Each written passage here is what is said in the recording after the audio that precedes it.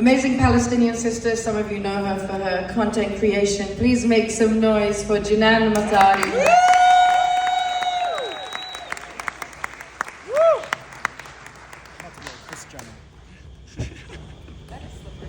It is slippery. See? See? It wasn't just me. Hi everyone. My name is Jinan Matari.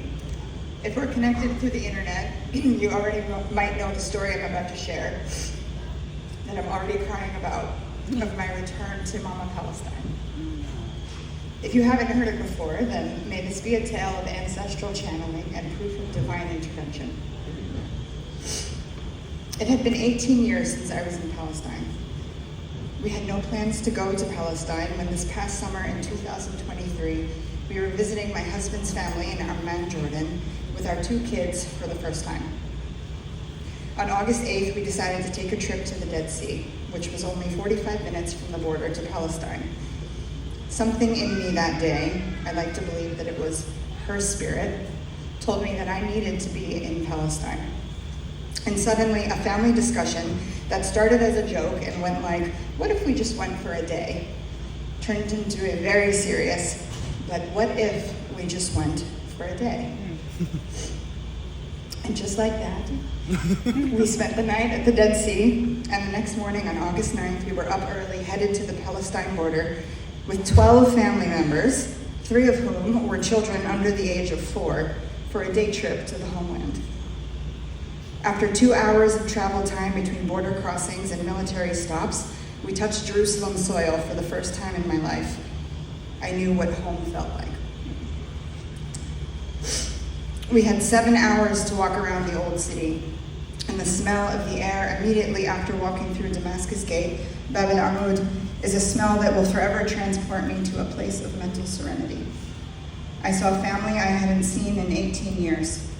I left Palestine for the first time as a 14-year-old girl and came back to her a woman with my own new lineage of tiny freedom fighters. They ate the food of their ancestors in the home of their ancestors. They ran around Al-Aqsa compound without a care in the world, and they met and connected with the land.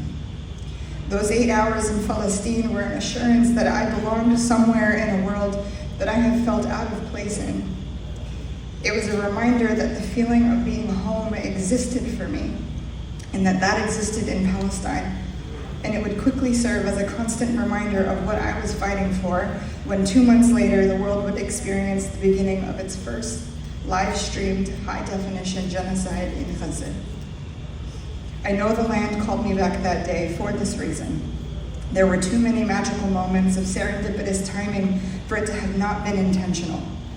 They were moments like seeing my cousin Amina after 18 years for an iced hibiscus tea just for 30 minutes at our family's home in Zawiya Bukhariya because she just happened to be visiting from Gaza that day.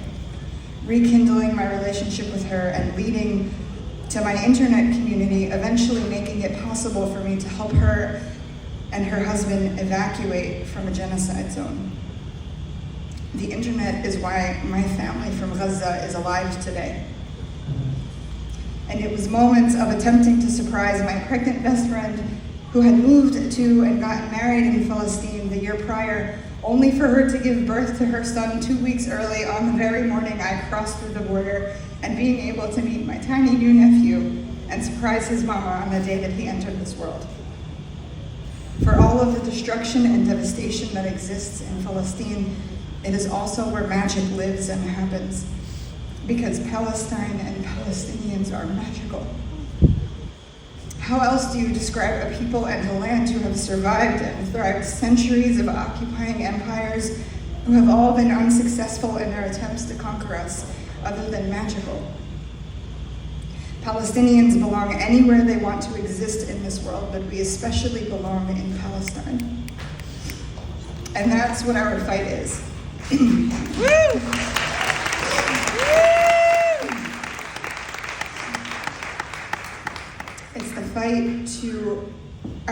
It's the fight for our right to return and exist in the land, that is not only soaked in the blood of her protectors, but has also rooted herself in our bloodlines, no matter how long and far we've existed off of her soil. Palestinians are teachers of life and protectors of earth, and organizations like Eyewitness Palestine ensure that this world has the opportunity to learn directly from Palestinians on the ground about how to care for a world that is under threat of extinction by those who do not respect it or care for it, by those who feel like they have ownership over it instead of a connection and responsibility to nurture it. Understanding Palestine from Palestinians leads the mind to understanding the intersectionality of every social justice struggle in existence.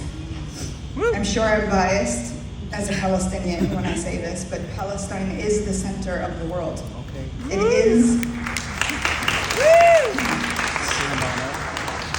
It is the framework for understanding the dangers of colonialism, which means that it will also one day serve as the framework for decolonization and liberation for the rest of the world once we liberate her. Woo! Woo! Thank you to Eyewitness Palestine and Hannah for inviting me here tonight to learn more ways about how to get involved and support their initiatives. And thank you to everyone who showed up here tonight to do the same. I'm looking forward to meeting you all again very soon and having these discussions of preserving culture and protection of land and life in a liberated Palestine.